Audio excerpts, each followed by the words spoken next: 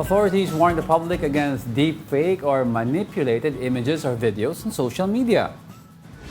The latest victim of that was President Marcos, whose voice was edited to sound like he was giving marching orders against China.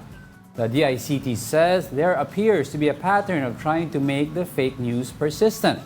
For the National Security Council, this has something to do with the ongoing Balikatan exercises between the Philippines and the U.S.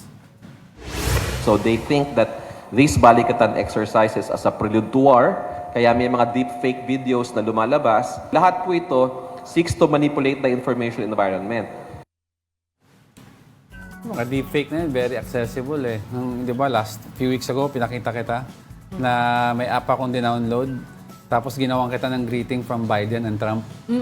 May video pa, tapos nagsasalita yung video. Happy birthday, Angela, sabi ni Joe Biden. Diba? Oo. Very accessible. If you can do that free? legally by an app you can download, could you imagine what you can do na kung may YouTube channel ka, tapos gamitin mo yung app na yun, i-post mo kunyari, a president is saying something. Meron daw kasing app din na app tuloy sa website na pwede mong i-download. Tapos parang ilalagay mo doon yung voice pag-aaralan.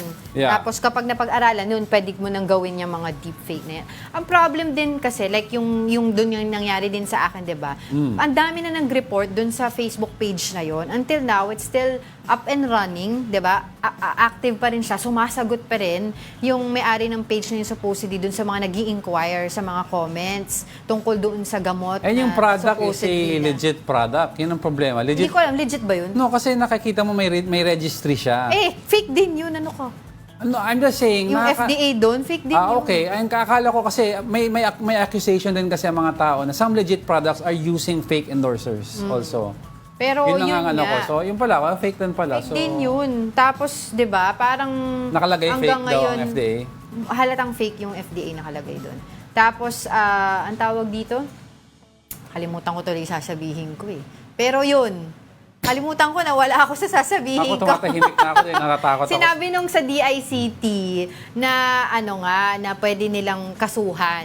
'Di ba yung gumawa? Kasi nakita naman kung meron parang hundreds of followers, 100,000 followers yung sa YouTube channel na yun. Yeah. Check nila yung number na ginamit, yung email. Pero sa akin, ako, baka yung SIM card, pwede mo lang i-dispose yan kaagad. 'Di ba may SIM registration, ang dami pa rin ngayon nagbe-message sa iyo ng kung ano-ano, mga scam messages. Pwede kang bumili daw ng ID, fake ID para sa Ang SIM dami sa registration. black market ngayon. Ang dami sa black market nga na pre-registered SIM na. Yan ang kailangan nilang asikasuhin din, 'di ba? And email as well. So I don't know Sayang how are they naman yung- going to get this person. Sayang yung program talaga ng ang pag pre-register ng mga SIM cards Yeah. because ang daming nakakalusot ng mga scammer. Exactly.